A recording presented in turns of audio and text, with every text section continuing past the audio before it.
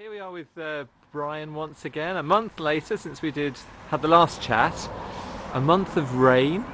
Almost. Oh, how's that affected the gardens? Well, it's been just a very, very puzzling time. A time that I can honestly remember. I mean, we had all that continuous dry weather when it was too dry, really, almost in March to do anything. And now we've got to the saturation point, apart from just in between times where if you could just catch it right. But yes, it's been a very, very difficult period. Very difficult. Yeah. So, but here we are, beginning of May. The rain has stopped for a moment.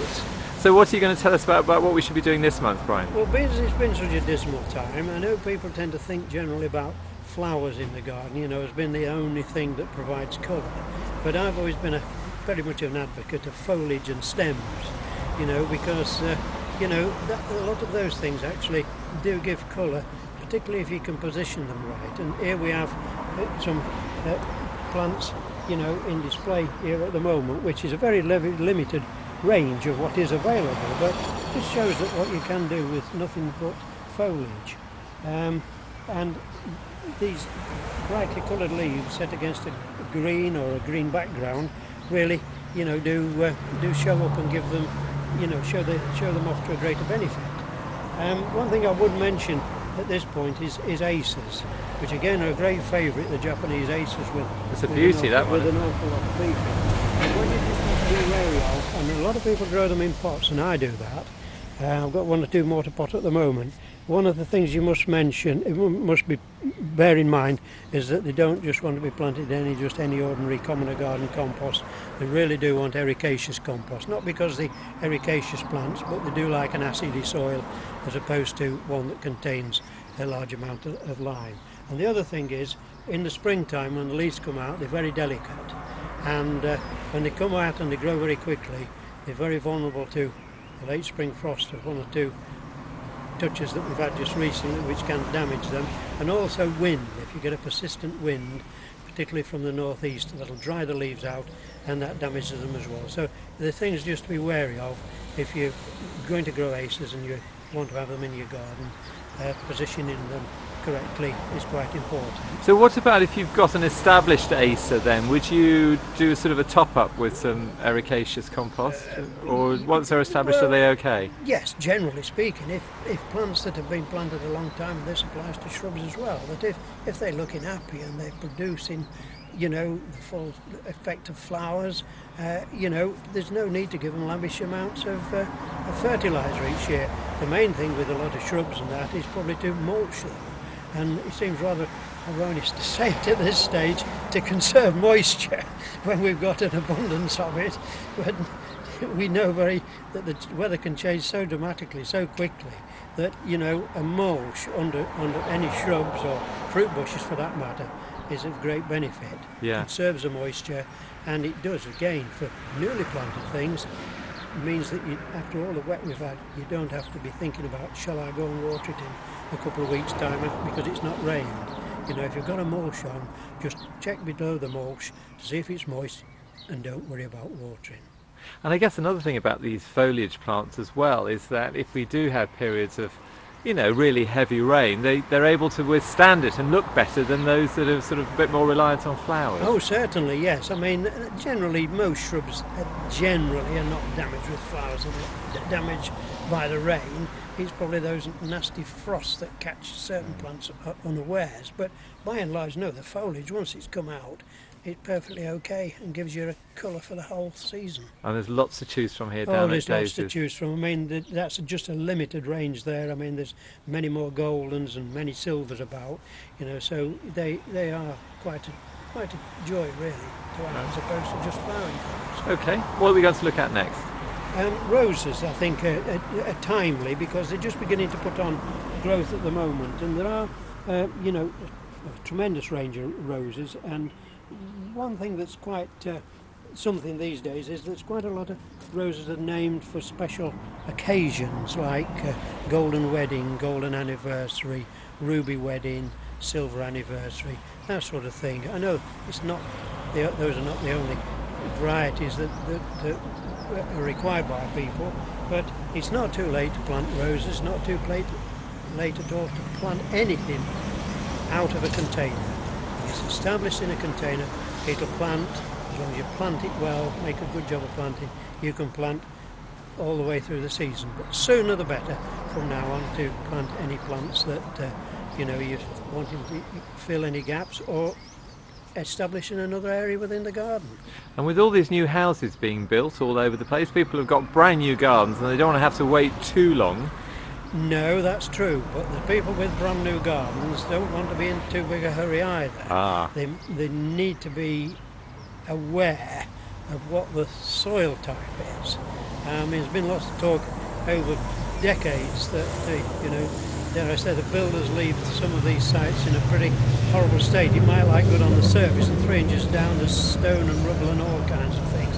So it is important in these, unless you can be very, very sure, you need to make a few test digs to see what the soil is like, rather than just digging a hole here and banging a plant in, just because you've suddenly fancied, because you've seen it in the garden centre, you suddenly fancied and you think that's the right position. It is important. And planting anything from a container, say for instance it's an 8-inch wide container as an example, you prepare a hole 16 inches wide and half as deep again as the pot. And by doing that you'll establish whether there's stones in it, whether there's rubble or whatever there might be in it, and put in a bit of good compost. I don't mean lashings of new compost essentially, because if the soil is in reasonable condition, with some potting compost or planting compost mixed in that soil, the plant should be okay. Brilliant. Okay, so that's roses. What's next? Well, herbaceous plants, and I know we're not really into the herbaceous season, although within herbaceous borders there's always some that flower quite early. And what I'm talking about is probably pyrethrum that are coming. Pulmonarias have been and gone, so you trim the flowers off those tend to die down. But pulmonarias, doronicums, quite a few that have already flowered or nicely into flower now. When they finish flowering, you can deadhead as you go along, but when they completely finish flowering, the idea is to give them a good trim back, because then you'll get a second flush of flower, and that is, gives you more value for what you've spent on those plants some time before. I know it takes plants usually a year or two to get established to that kind of big clump stage, but do bear that in mind all the time. Deadheading, if you've got a quarter of an hour to spare, just go out with the sole scissors and trim off those deadheads. Now there's another thing to do with herbaceous, and that is what has become known as the Chelsea chop.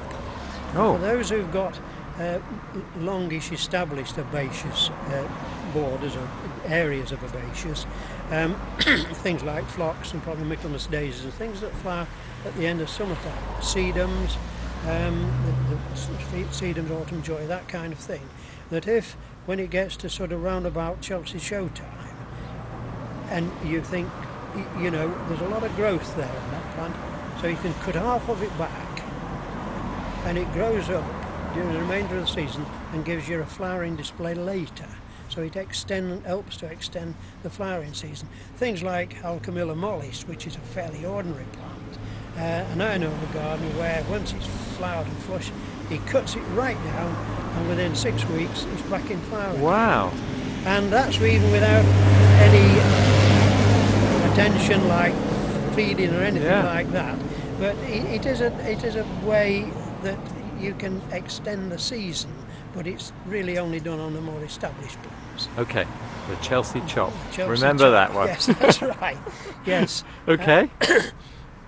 Well, now I think. Another thing that's occurred to me as I was driving across this afternoon, thinking, daffodils just beginning to fade. Oh, it's quite amazing. I mean, 6 weeks ago we never thought that daffodils would last very long at all. Yet there are still a fair percentage of daffodils showing an awful lot of colour. And not so much a secret, but the important thing there, if you're not aware of it, is not to make the garden look tidy. Just go as soon as they finish flowering and cut them off at ground level, because you don't like to see the foliage there, and which eventually starts to go yellow. But that's a mistake to do that. Most people might have the odd clump or two in a mixed border which they can tolerate. If they're in grass, you've got to tolerate. Wait till they start to yellow up the tips, which can be any time from early June to the end of June. So each the individuals to decide when they would cut them down. The reason for that is, of course, the foliage that's there, the lovely green foliage that's there, is helping to build the bulbs up for the next year. Right. If you've only got a few daffodils in your garden and you've got 10 minutes, a quarter of an hour to spare, once the flowers have faded, just go around and just nip off the seed pods, because again, that plant is producing seed, and a plant always needs more food and energy, shall I say, to produce seed than what it does to flower. So if you can nip off the seed pods, that's a great help for next year. Now there's a school of thought that from time to time, if the daffodils established, that they get these seasons when they don't flower so well. Mixed lot of daffodils, it probably isn't so apparent, but when you get certain standard groups of odd one or two varieties, you find sometimes they don't flower so well. And some people, it is suggested, oh, they probably want lifting and splitting and replanting. Well, I can tell you of a place where there's been daffodils in this place for 35 years, they've never been touched, and this springtime they've never looked better from my memory. Well, my memory might be playing tricks with me, they probably have looked as good a time or two, and I do know for a time or two that they have looked a little bit thin, but just here and there. But that's when the bulb is dividing and it isn't large enough to flower. Right. But as long as you observe, don't cut them down till they start to yellow at the ends of the leaves, there's no need for this lifting business again. Now, snowdrops are another thing, because there's been a great upsurge of popularity over the last 25, 30 years that I know of, that people seem to want snowdrops, maybe because it's this first real spring flowering thing that we look forward to. And it's quite strange really that some people can even get a few snowdrops in flower as early as December, but that's not the usual time. Depends on the aspect and whether they're on the south-facing wall or something like that. But again, the suggestion is that, if you want in daffodil, if you want in snowdrops, must I say, dry bulbs are not the best way to do it. If you know somebody who's got an awful lot of snowdrops, my suggestion is get to know them better, and just, in a casual sort of way, your snowdrops look a bit thick, is there any chance of me having a spadeful? Well, I mean, in situations like that you can't count, so you get 2 or 3 spades full and you split them up. Now it's been done this after they flowered, in the green, but yes, that's quite fine, because they will die down gradually. You don't need to split them up into individual bulbs, 4 or 5 bulbs in a clump, hole in the ground with a spade, just tuck them under, let the foliage flop about and it'll die back. But if you can wait until the foliage is yellowing before you do it, it's of greater benefit, because those leaves, like with the daffodils, are most important to the development of the bulb for next year. Right, okay, that's fine. And also, I guess if you've got a nice big clump of snowdrops, you could always, split them up and give them to a friend and pass them on. Be a lovely present. Absolutely, yes. And again, believe it or not, there are hundreds of varieties. Oh, are there? There are hundreds of varieties. I mean, even some have got slight tinges of yellow, which we probably wouldn't even think that that's possible. They're not generally in general cultivation. There's even some that are tinged slightly pink as well. Oh, so but look again, more closely. These are for the specialist people, really, and what they call the galanthophiles, are the people who live, eat, breathe, sleep snowdrops. Fantastic. Yeah. Right, what next then? Well, I think we're now into the season for, dare I say, the bedding plant season. Hopefully things are going to get warmed up in the next week or two. It is just early enough to be going crazy planting too many bedding plants, but things like antirrhinums, lobelia, alyssum, there's certain things that were pretty tolerant of cold and anything that you can throw at them. The more delicate things like French marigolds, maybe nemesia, petunias, salvias, you'd need to create a little bit more caution with those. And again, if you're not not a very experienced gardener, knowing what to plant in a certain aspect, apart from the staff which can help you with those queries, there's a lot of information on the back of the label which tells you, you know, must be planted in sun, will tolerate shade, right, or whatever. You know, so that's things that are worth taking into consideration, because people can be attracted by the colour of something and the size of something, and it may be not going to be most suitable for their particular aspect. Now, hanging baskets, another part of the summer floral scene, hanging baskets, window boxes, tubs, etc. But if you purchase hanging baskets already planted, it's most likely that the compost has included in it a slow release fertiliser and a water holding gel, which does help with the need for supplying them with water, and a little bit more safety there, that if you go away for the weekend the plants don't dry out quite so quickly. But it is important, if that isn't the case, you don't know whether that's the compost has been treated likewise, you've got to make arrangements to look at them every day. And a lot of people might think that, you know, when we get a thunderstorm in summertime, I won't need to water my hanging baskets and window boxes for another week. Oh, we've had an inch of rain. You've got to look at them, and you want to look at them, because most often it acts like an umbrella in those situations, and it just casts most of the water off. So it is important, even in a showery time, to look at them. And again, it depends on the aspect. If they're facing north, they're a bit safer. If they're facing south, they're very vulnerable when the sun is very, very bright. So that's for the... Is there a good time to water? Is it sort of first thing in the morning is better than no, last evening thing? is better. Is it evening? Evening right? is better, because if you think about it, say you say you'll do it before you go to work, so you do it between 7:30 and 8:30. The sun can be on it on the plants within half an hour, starting to warm everything up and use that moisture. Yeah. If you do it at 7:30, 8:30 at night time, within an hour or two the sun's gone to bed, it's cooled down, and the plants have got the full benefit of that moisture overnight. Now, if you're going to plant your own hanging baskets, window boxes and the like, again, choose a good compost, a suitable compost. Lots of composts are specified as being for that particular thing, but that's not essential. Any good potting compost.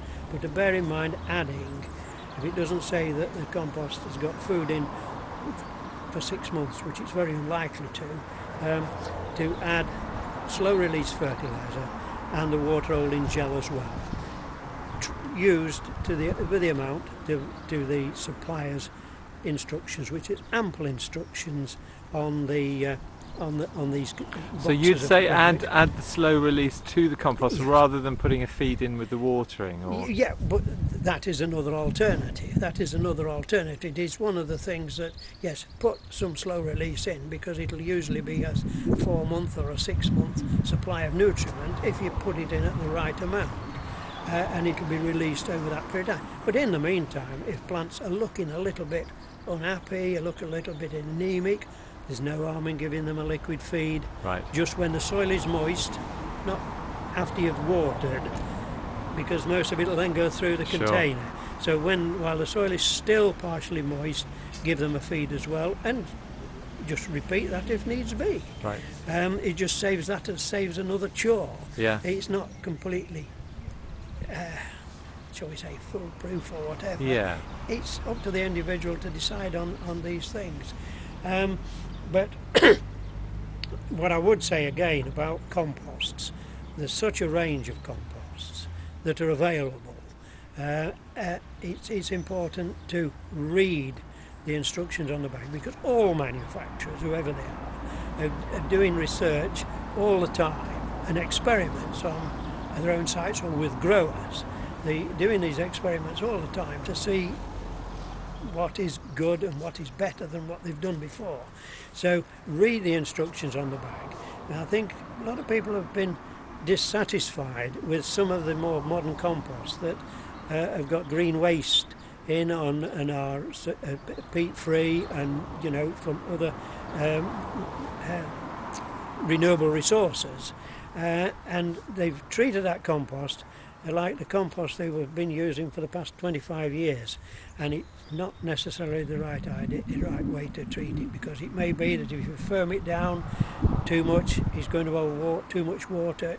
You can get waterlogged, and the plants are going to suffer. Right. So it is important to get used to these newer composts if you wish to. If you Go wish to peat use free. them. Yeah. If you do need to go peat free, yes, that's right. But I'm a great believer in loam based where possible. And one of my what I usually do is I would mix a multi-purpose, half part multi-purpose and half part John Innes number 3. That's a loam-based compost.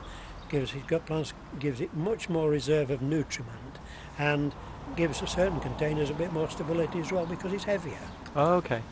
Right. And those can all be bought here, can't they? It can indeed. Yes, and you know, there's no problem there. There's a very, very good choice of feeds and compost and fertilisers, you know, to do everything that you would need to do in the average garden. We're into the second week of May, and thinking what it was like when we talked 5 weeks ago, when everything was so dry and the sun was shining beautifully, and everybody was sort of keen to get on. But at that time we were getting quite a few frosts. But it's not too late. In fact, it's only a week ago, as of today, I planted my potatoes, whereas normally they would have been planted 3 or 4 weeks before. And it's definitely not too late to plant potatoes. I mean, even plant them up to the end of May, no problem at all, because you've got a moisture in the ground now, provided the surface of the soil is suitable. So it's not too late. It's not too late to sow peas. I've 2 rows of peas. Mine, they've both been grown in containers and planted out, so I'm cheating a little bit, but I have a row that's sown direct, but it's covered with fleece, which to just help it on its way, and you can go on sowing peas right up to the middle of June, really. But these onions could do with planting out because they need a long growing season. Beetroot, if people have had trouble with probably not germinating beetroot very well, sow them in modules, or you know, they're already there in modules to plant out, and it'll give you quite a start. Because usually with root crops, you know, it's the advice is to sow them direct, not plant them in. But with beetroot it's slightly different. Well, no, you can do that with beetroot, onions, carrots, anything really. Can you? It's, as you say, it's not the general. But provided you're not tearing the root system apart and you're planting it as a clump, you're not damaging the roots. Right.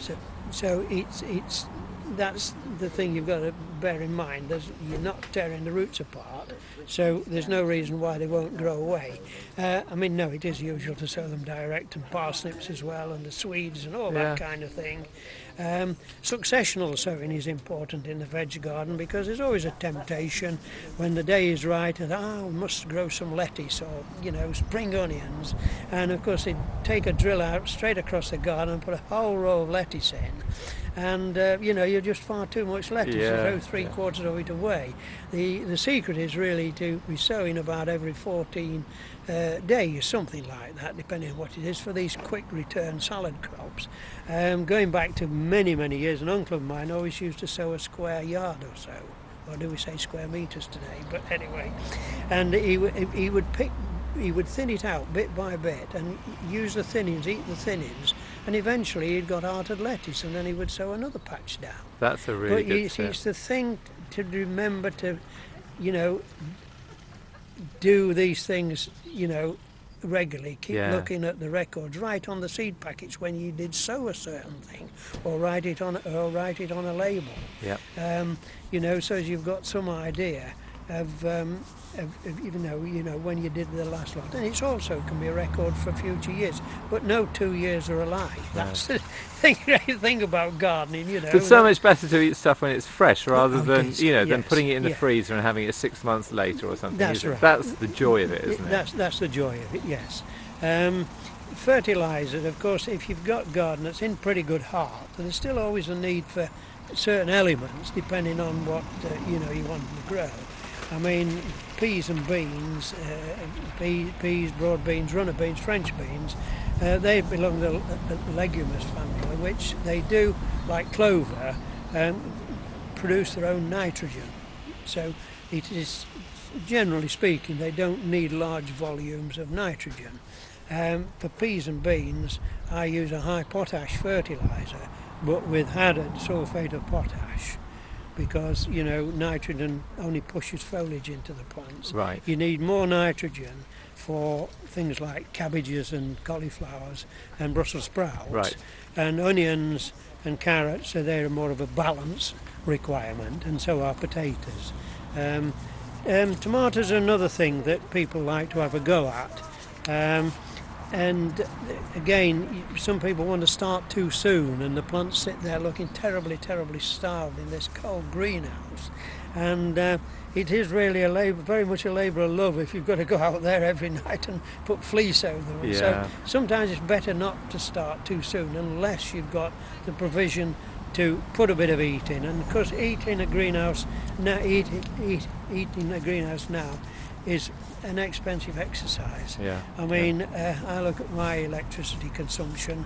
I'll say to my wife, I think we ought to, not use those storage radiators so much. But then she'll say, the greenhouse heater was on the other day when I went in. You got your priorities right, haven't you? Being as they're not metered separately, But anyway, I mean, even if you only keep a temperature for tomatoes at, say, 45, and I've had some tomato plants for quite a long time now, and I've actually got the fourth truss is showing Have you flower. really? Wow. The fourth truss is showing flower, and the first tomato is about as big as a cherry. Wow. But the temperature was 45 in the early days, but I was keeping them warm, and I'm a great believer in recycling where you can, and polystyrene's a wonderful thing for keeping roots warm. And my tomatoes in the early stages, while they were in a pot that they were growing in, they were also inside another bigger pot that had polystyrene all the way around it and underneath it. And it does make a difference. It's amazing. You put your hand on polystyrene on a cold morning, even in a cold shed, it feels warmer than what the bench or the floor is. Yeah. So, and I say about tomatoes in particular, I mean it applies to cucumbers and melons as well, but it's like that if you're sat in the house and your feet are cold, you feel cold all over. Absolutely, yeah. Whereas, if you can keep the plant's roots warm, they're happier and they're going to do better for you. But feeding again, once they get to the stage of the small pea stage, gradually start to feed them. But there's so many methods, so many ways of growing tomatoes, and the people who've been successful or feel that they've had a good crop are always going to grow them the same. I mean, some people would swear by grow bags, and you buy grow bags you can put 3 in. Well, on a large scale, we used to put 2s in them, because again it gives them a bit more room and a bit more to go at. But nowadays I grow mine in from one pot to another, and then I stand my pot, which is now a 9-10 inch pot with the tomatoes on, with the fourth truss in flower, and eventually I'm going to stand them onto a bag of compost with a hole in, like a grow bag. It's only a bag of compost. A grow bag is only a bag of compost. Yeah. But I use an ordinary bag of compost and cut a hole, put the pot in there so that it's slightly buried, so the roots will come out the bottom, and there's a good reserve of moisture there. And again, talking about warmth, my greenhouse floor is slabbed, so I don't put the bag of compost directly on the floor. There's 2 inches of polystyrene between. Good recycled polystyrene as well, so it's green gardening. Yes. Brian, thanks so much. It's been really great talking to you and getting your tips for May. See you in June. Very good. Nice talking to you again.